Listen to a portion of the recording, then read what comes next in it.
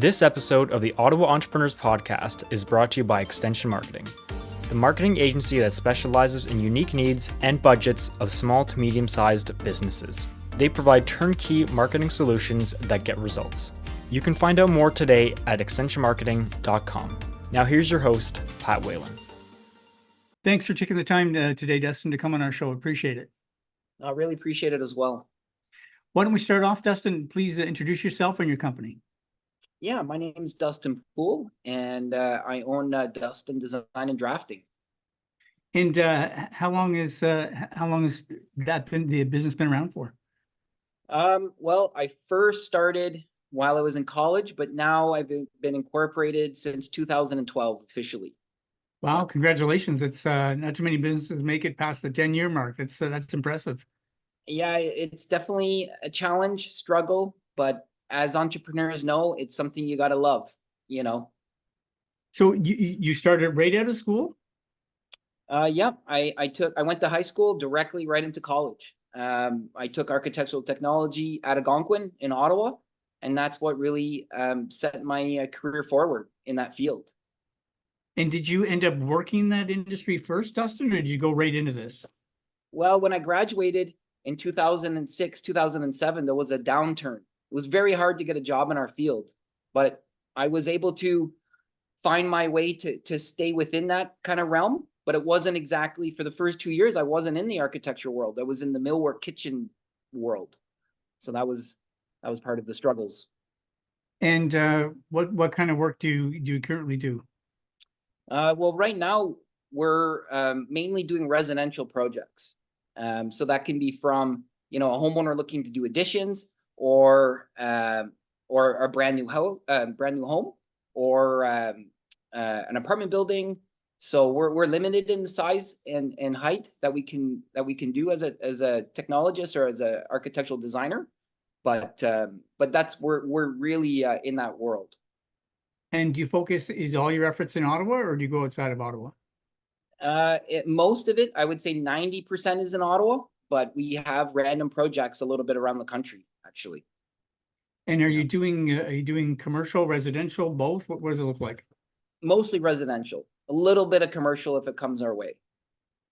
And what would you say the bulk of your work is? Is it more addition add-ons, or is it more new builds? Yeah, definitely renovations, all sorts of renovations. It's instead of building new right now, a lot of it in Ottawa has a lot of older homes and people are modifying them. And that's sort of the trend right now. And Dustin, for our listeners and myself, quite frankly, who are ignorant as to what these services can do, what advantage it is by using a service like yours over trying to figure this out for myself, but kind of walk us through that. Yeah, I mean, as a homeowner, eventually you might grow out of your house. You may want a bigger space, and from that idea of a homeowner wanting something different from their home, they want to bring in the qualified professionals to be able to help them and understand what it costs, understand what options they are. And a lot of contractors, designers, we all work together to be able to create that goal for this homeowner. And essentially we're creating drawings, we're creating design plans, and we're applying for building permits with the City of Ottawa. And we're dealing with all the paperwork, all the red tape to be able to get to the final construction of the project. So correct me if I'm wrong here, but you're not only removing the headaches of having to do all that, but I would guess you're probably saving the money too by making sure things are done properly from the beginning. Is that a fair point? Absolutely. We bring extra value by trying to bring in some of the trades, some of the contractors ahead of time to prevent some issues happening, which can save thousands of dollars if things are thought through, and if people take a bit more time to plan out the renovations. And do you ever get called into a project where things have already started and they did not get the right permits, or it's halfway through a tough project and you're brought in to correct it? That's very true. I bet you a handful of times serious issues have come up like that. Either the contractor started work without a permit, the neighbor called the city, they got a stop work order, and then it's to deal with the mess. And unfortunately, that can go one way or another, extremely annoying, or we can kind of solve it. So it just really depends on what situation has happened. But unfortunately, it does happen. And is most of your business word of mouth referrals? Is that where you're getting it from?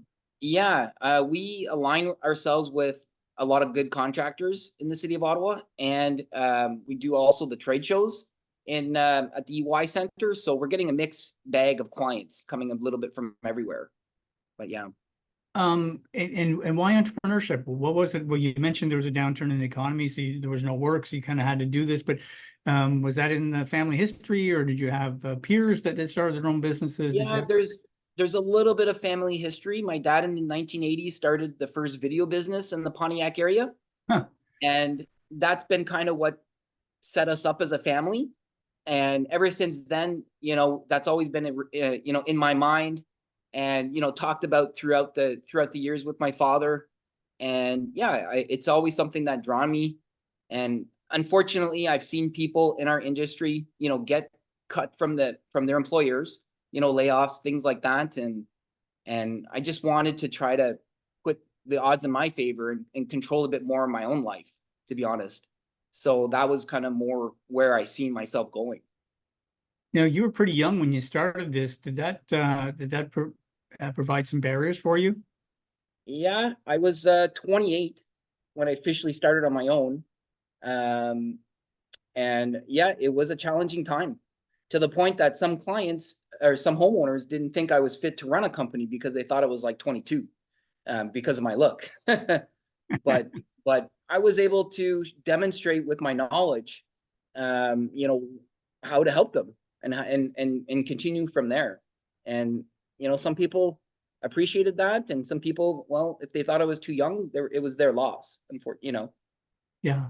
So did you have any kind of training in overcoming those objections? Like, did you take any sales courses, or did it just come naturally to you? Or just something you kind of fought your way through and figured it out? I definitely grinded through everything.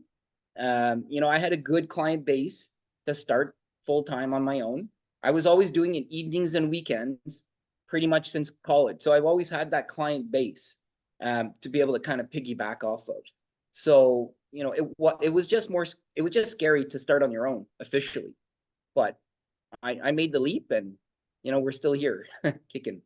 Yeah, good for you. Anything else about your background that kind of led to this journey? If you're looking back at, your kind of teens and early 20s, was there, other than your dad just starting that business? I think I've always wanted to run my own business. It was always in the back of my mind. It was either working for a big company and being very comfortable, or getting outside the box and really trying to make something. Creating wealth, unfortunately, is a lot easier when you're your own boss instead of, working as an employee. So that was a big, when you understand that idea, I think that's very important, when you try to lay your life out. Would you also agree that, people, I find that when we're talking to a lot of the, especially, startup entrepreneurs, their North Star is money first. And we try to get them to understand that if you do, yes, you have to get there. We understand that. We all gotta, shoot for that. That makes sense. But we got to focus on your core services and what it is you're doing, and you got to make sure there's good value, and that's the only way you're going to get there. Yeah. Did you start with that mindset, or did you start with the money first and trying to figure it out afterwards? And if so, do you think that was the right approach at that time? Well, my particular situation is I went through a divorce, actually. So I really wanted to have a lifestyle to be able to, focus on my kids and kind of work my way through. And I knew working for someone 9 to 5, you're really stuck in that world. And I wanted to have a bit more flexibility, for my time, for my activities. So it's actually a little bit of both. It's more the flexibility on time, to be able to shift the time, to be able to do things during the day, and to be able to have a different way of living. And now it's really paying off, as I get older. It's an interesting point, because, so many people, when they hear of entrepreneurship, they think, oh my gosh, you're working all these hours. And yes, you do. Let's not get ourselves. Yeah. But you do have that flexibility that if you have to do something, or your kid's at an event, or something you need to attend, that it's your schedule now, and you can adjust that accordingly. And I think older entrepreneurs in particular that may have worked for someone for a long period of time, they struggle with that adjustment. because their mindset has always been those, like, punch in at this time, punch out at this time. What do you mean I have this flexibility all of a sudden? Where someone's starting a business when they're young, they don't know those older, those, I don't want to say bad habits because they're not bad habits, Yeah. but those working for someone habits. Do you agree? Yeah, I totally agree.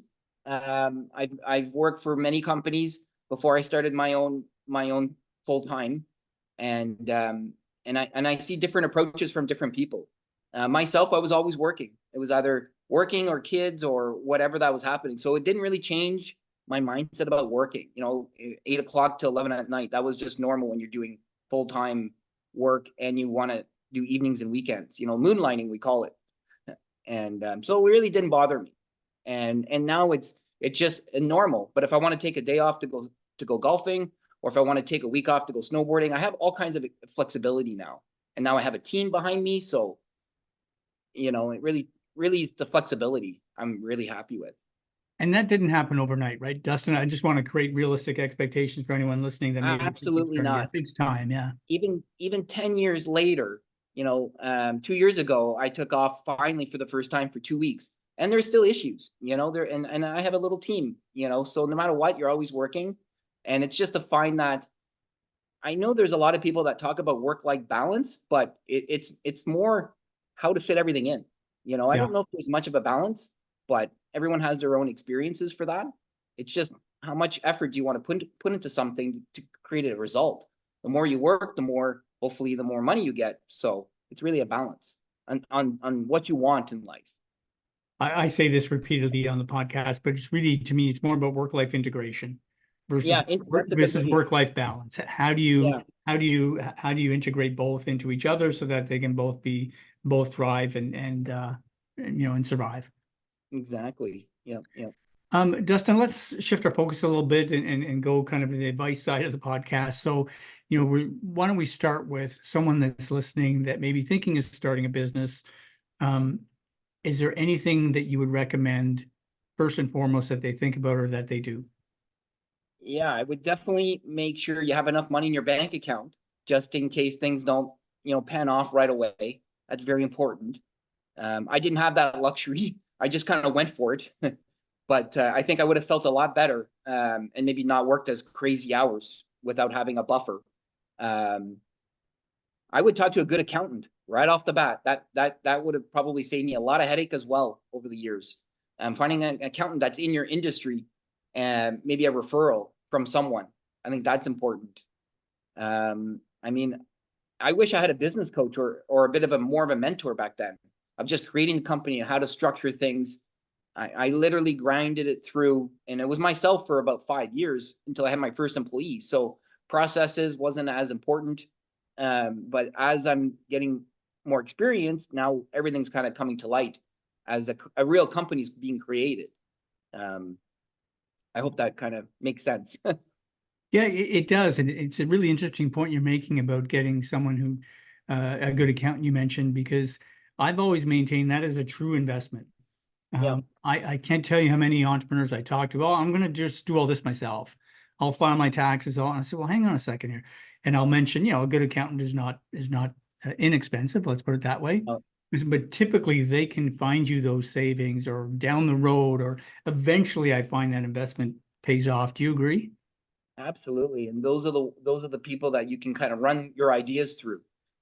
As I'm getting more experience, now I'm getting into, different parts of the field of architecture, even real estate development and how to structure everything. And you really need the proper team to be able to do all those things, to bounce those ideas off of before you do a major mistake that could set you back a couple of years. And that's really what it's preventing. Yes, there's an upfront cost for sure. At that time, I was thinking I could do everything. I was one of these people that did everything. And I probably should have invested in a bit more time to structure things properly. And maybe I would be a little bit more ahead now, but we all make our decisions of how to run our practice or our company at that time. But I think it's really important that even though if you're using an accountant or an outside source to take care of that part of your business, you have to understand the basics. Yeah. All the statements, what do they mean? What do they represent? Doesn't mean, how you as I always say, it doesn't mean you You have to know how to push the buttons, but you got to understand what the end result is, because otherwise I think the relationship with your accountant won't be as strong as it could be if you have at least a basic understanding. So if you agree with that, first of all, if you do, did you take a course? Did you read a book, or did you didn't do that and you wish you did, or you don't agree with that statement? Yeah, no, I think back then, I was not financially inclined. I knew that I was making enough money to survive. I knew that I was doing okay, but then I didn't realize how realistic it is. Everything looks different in your bank account versus what you owe. So you really needed that. Like, I actually just learned it the hard way by asking the question, saying, what's going on here? Or, I've read things online. There's YouTubes. There's so much information out there now.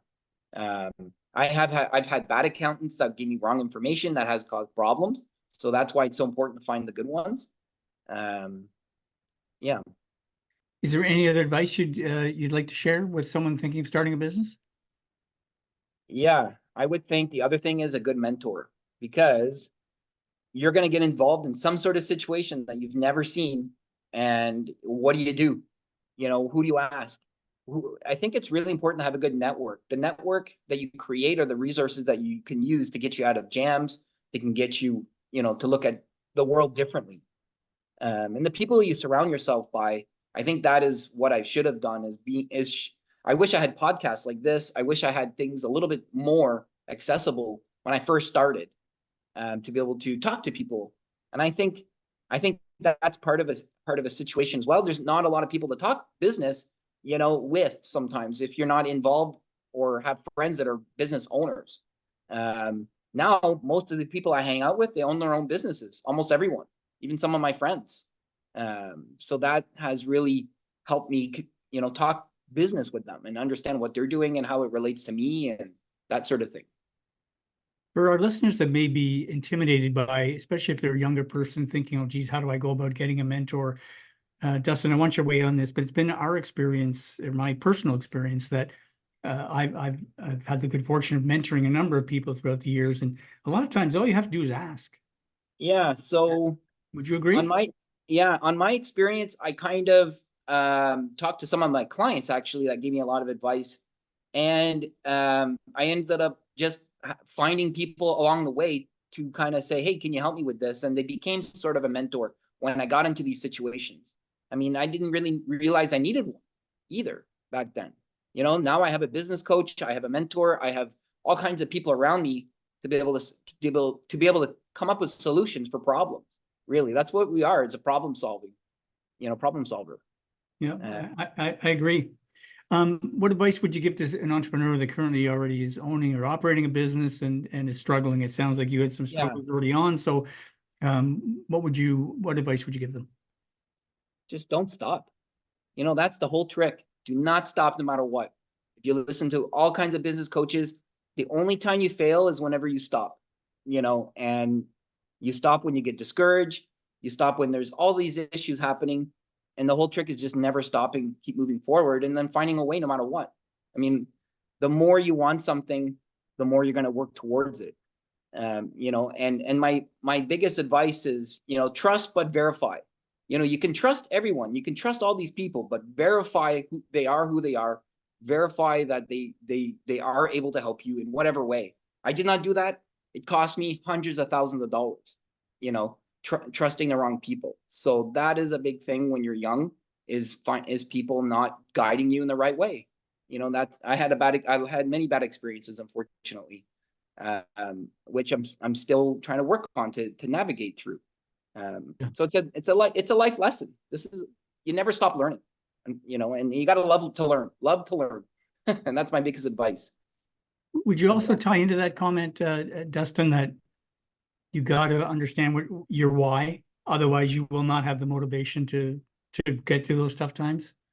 Absolutely. I mean, you need to decide, if you're going to go through with having your own business, it's pretty much, all you can think about, and you need to know where you're going and why you're doing it. Myself, I'm hoping my little one's going to take over the company. So I take her to meetings. I take her sometimes out. I mean, is it going to happen? No, but at least she knows her dad is someone that works and what I'm doing when I'm gone, So that's sort of my why. right now, and to be able to create intergenerational wealth. My family haven't done that, so I'm trying to take our family to the next level. And my parents gave me the opportunity. They paid for my school. I was extremely lucky in life, and now it's my turn to try to work on that. And that's what my why is as well. Very important. Yeah, if you can tie in a personal connection and your business connection into your why, I find it's a really powerful combination. If your why is just business, I think you may struggle. Yeah, because when it's 2:30 in the morning and you're writing emails to clients, knowing you have to get up at 5 to get on a job site, how much do you want something? That's really what it comes down to. Hey, Dustin, listen, we're out of time. Thanks for doing this. But before we let you go, where can our listeners find out more about your services? Yeah, well, we have a website, DustinDesignDrafting.com. That's our main thing. You can send us an email at info@DustinDesignDrafting.com. And you can always call my cell at 613-795-2860. And even send a text. I'm available anytime to even as a mentor for anyone that's in architecture. That's one thing I really do believe in. Thanks so much for your time today, Dustin. Really appreciate it. Wonderful. Thanks, Pat. Really appreciate it as well. If your company or organization is looking to improve your marketing, go to the Extension Marketing website at extensionmarketing.com and book a discovery call today.